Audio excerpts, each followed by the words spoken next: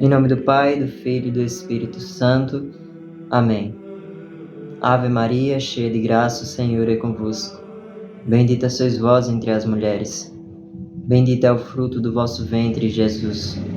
Santa Maria, Mãe de Deus, rogai por nós, pecadores, agora e na hora de nossa morte. Amém.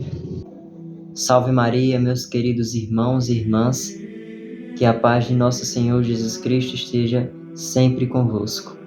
Meus irmãos, hoje eu trouxe para vocês uma meditação que vai estar nas cartas aos Gálatas, no capítulo 5, do versículo 16 ao 23.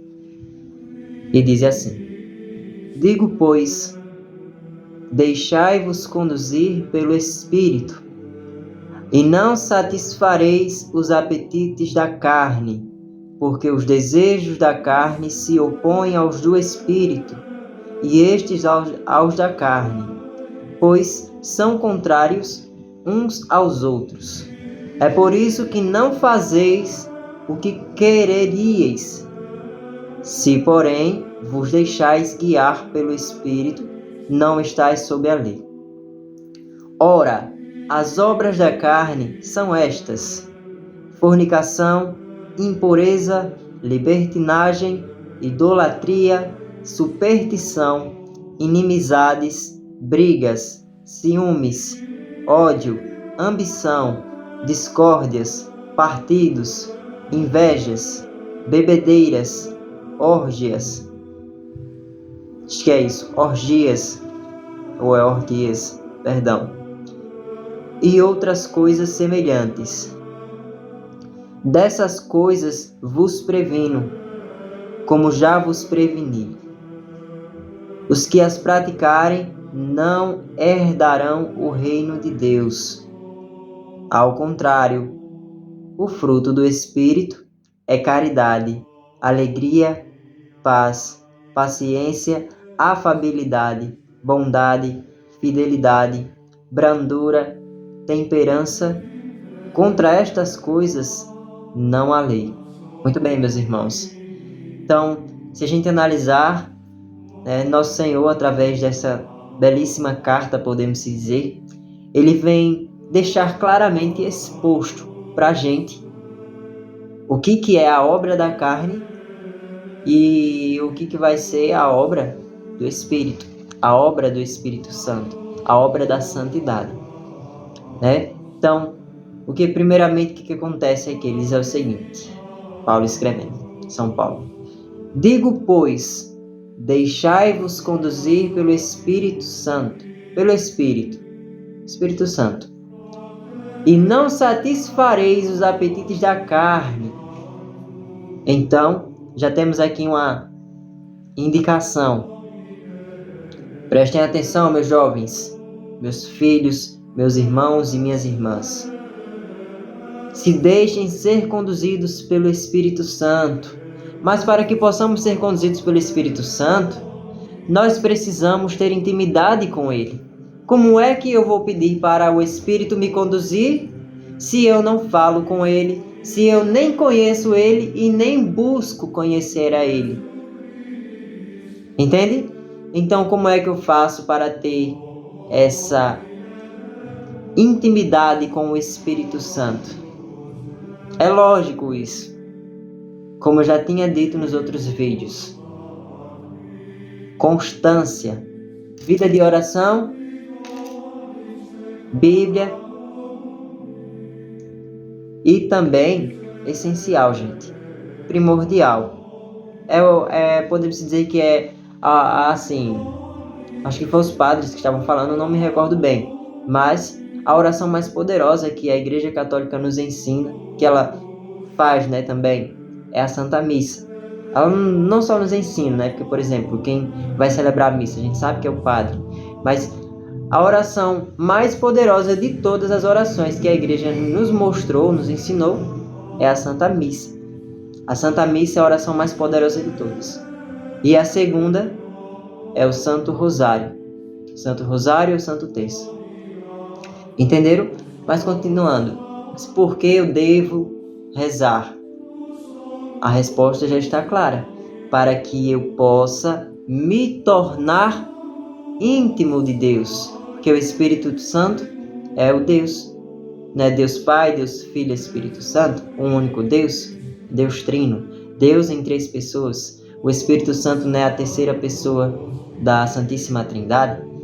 Entendeu até aí? Então, precisamos ter essa interligação para que possamos ser conduzidos pelo Espírito Santo. Mas não acaba aí. Ele diz o seguinte também: não satisfareis os apetites da carne, ou seja, jamais alimente-se com aqueles desejos carnais, jamais vá saciar a sua alma com aquilo que não presta. Jamais se entregue às inclinações. Quais são os desejos carnais? Aí ele vem e diz, né? Mas antes de falar, ele diz logo o seguinte: os desejos da carne se opõem aos do Espírito, ou seja, os desejos da carne sempre vai ser contrário com os desejos do Espírito Santo. Eles não se batem, entendeu? São completamente opostos. O desejo da carne afasta você de Deus, e o desejo do Espírito aproxima você de Deus. E você está aqui no meio, você tem a opção de escolher qual dos dois você quer saciar. Se você se saciar pelo desejo da carne, você já sabe que você vai se afastar de Deus. Se você se saciar pelo desejo do Espírito, você já sabe que você vai se tornar mais íntimo, mais próximo de Deus. Mas continuando. E estes ao da carne, né? Ou seja, como eu acabei de falar, porque os desejos da carne se opõem aos do Espírito, e estes aos da carne, pois são contrários uns aos outros.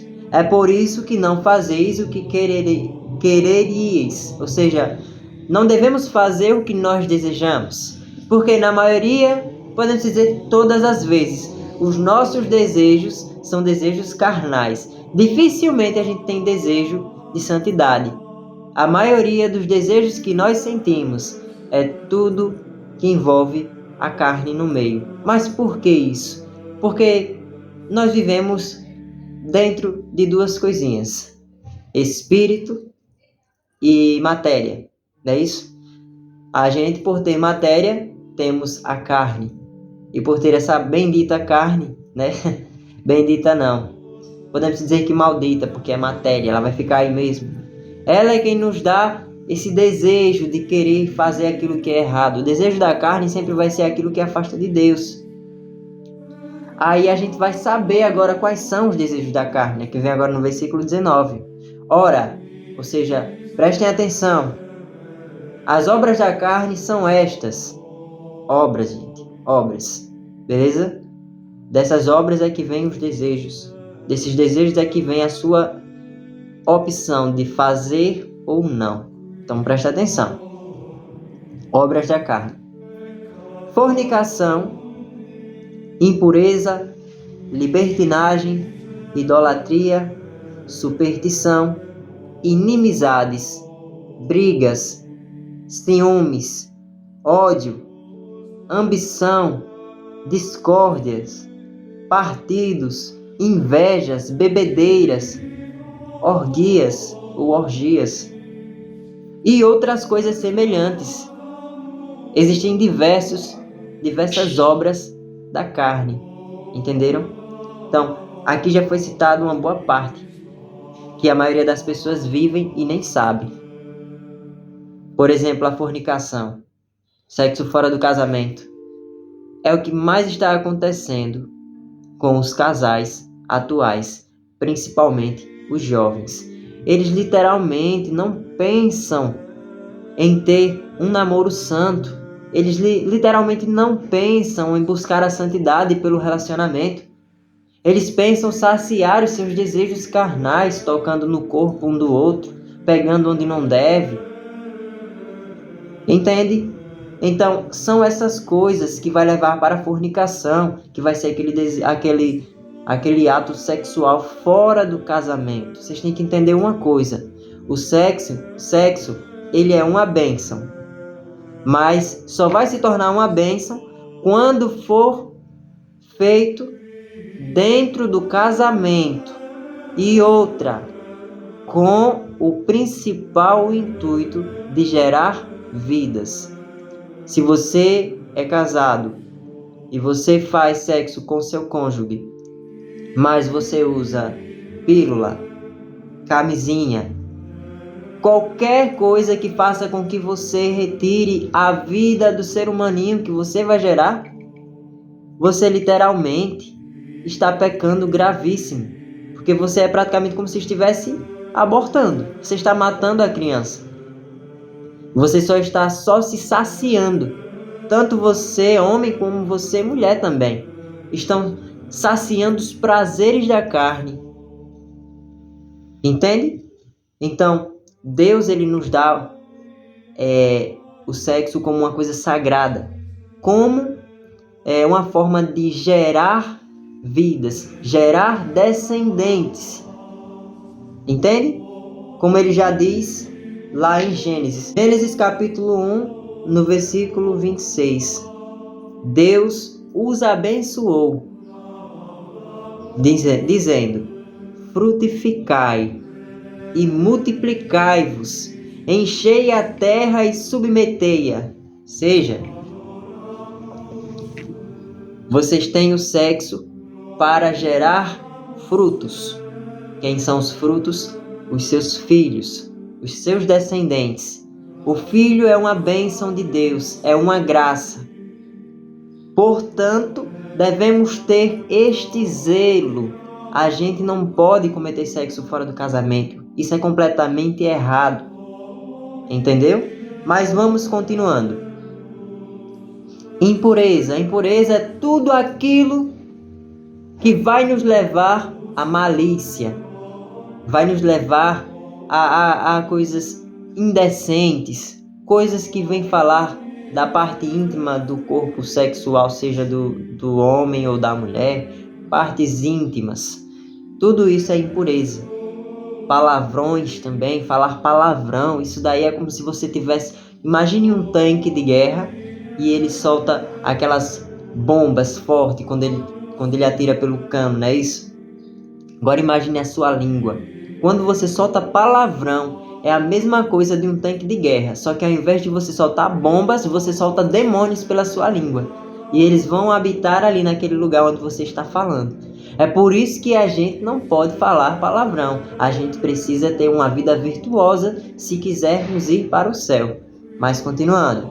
Inimizades. Inimizade também é obra da carne.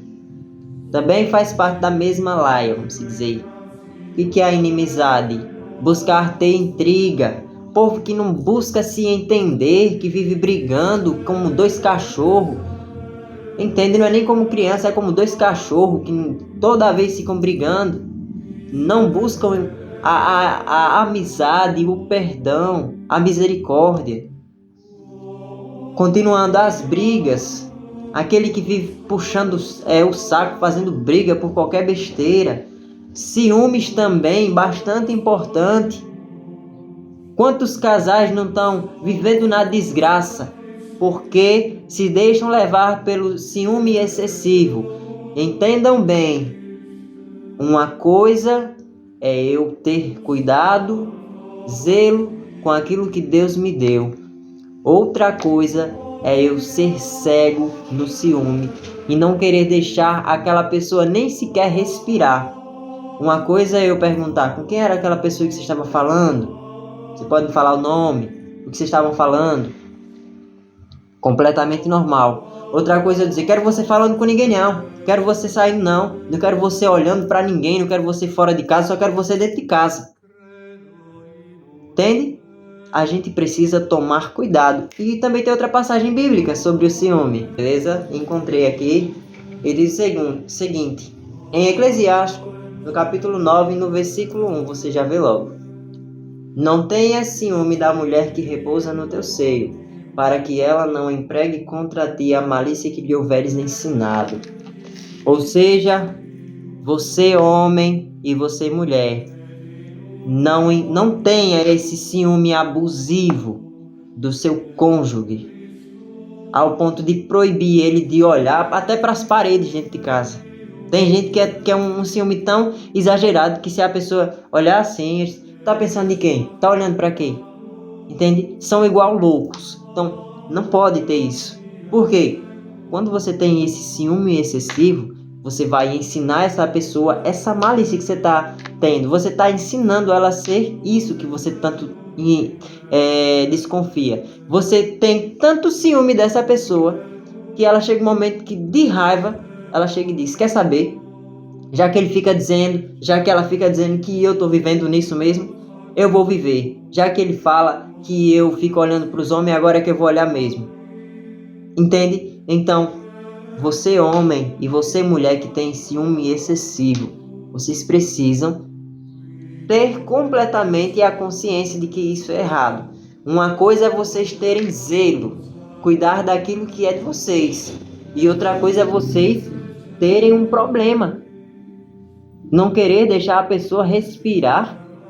Agora, interessante é que assim, as pessoas que são muito ciumentas, que têm um ciúme excessivo, elas veem o problema no parceiro ou na parceira. O parceiro ou a parceira não pode olhar para nenhum lugar que eles acham ruim, mas eles podem sair, eles podem conversar com quem eles quiserem, que para eles é tranquilos. Eu sempre fico analisando essas coisas. Mas continuando, além do ciúme, o ódio, como eu queria matar fulano. Se eu pegar fulano, ele vai ver o que eu faço com ele, vou matá-lo. A ambição. Não, pô, mas espera aí. Tá, a gente precisa de mais dinheiro. A gente precisa botar mais coisa ali para crescer mais, para ficar mais rico, meu amigo. Bora ligeiro, vamos trabalhar mais e conversar menos. O ambicioso que só pensa na luxúria. Entendeu? Aí continuando, as discórdias. Isso aqui para casais. Aí chega o rapaz, ou a moça mesmo. Meu amor, vamos rezar o texto hoje? Vamos pra missa? Não, eu vou pra missa não, vou rezar o texto não. Eu tenho um monte de coisa para resolver. Discórdia. Meu amor, eu queria tanto conversar contigo sobre uma ação que você fez, eu fiquei muito triste. Olha, eu quero saber de nada não entre nem nesse assunto. Toda hora você vem falar comigo isso. Entende? Então, essas são as discórdias. E vice-versa, vai depender muito da realidade de quem está ouvindo. Mas cada um tem uma realidade diferente, né? É só analisar os fatos. Invejas, bebedeiras, vocês já vão tirando, por exemplo. Entendeu? Seguindo aí o que está aí. E continuando. Ele diz o seguinte: dessas coisas vos previno, como já vos preveni. Os que as praticarem não herdarão o reino de Deus. Todo aquele que praticar essas obras aqui que foi ditas, não herdarão o reino de Deus, ou seja, não irão para o céu. Então, se você está nisso, cuide de se reconciliar com Deus e cuide de buscar a santidade. Senão, você já sabe para onde é que você vai. Se você não for para o céu, você vai para onde mesmo? Entendeu? A resposta já deixa que você mesmo sabe. Continuando. Ao contrário, o fruto do Espírito é caridade, alegria, paz, paciência, afabilidade, bondade, fidelidade, brandura, temperança. Caridade, como a gente já sabe, é o amor, misericórdia, né? É aquela compaixão para com o próximo, aquele servir para com o próximo. A paciência também. Caramba, não gostei não daquilo que aconteceu no meu trabalho hoje.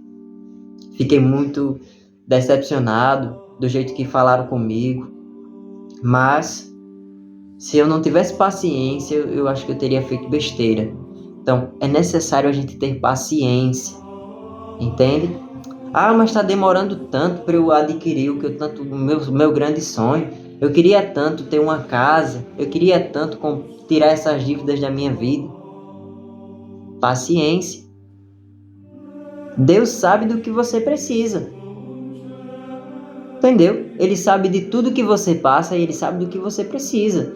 Já chega dessa de ficar dizendo que você está sozinho na solidão. Já chega de ficar se colocando para a solidão, para a tristeza. Você está se esquecendo mesmo que você tem Deus na sua vida. É assim que você quer ir se encontrar com Deus? Se você nem quer aceitar a presença dele na sua vida, você sabe que ele está presente, mas você não quer aceitar.